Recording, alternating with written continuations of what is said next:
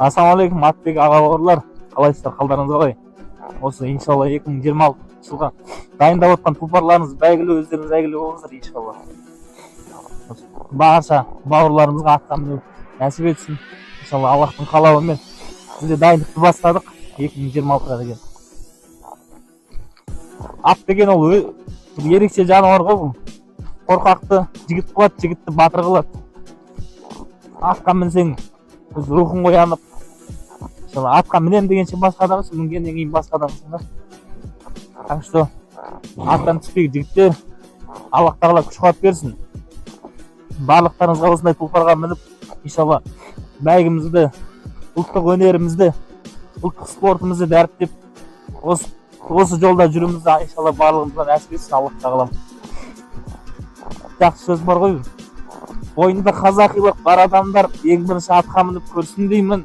Мен өзім атқа отырғанда, атқа отырған кісілерді менсінбеймін деп, иншалла бәріміз атқа мініп, батыр болып, қазаққа бір елімізге, жұртымызға пайдамыз тигізетін жігіттердің қатарынан болайық. Амин, Аллаху акбар.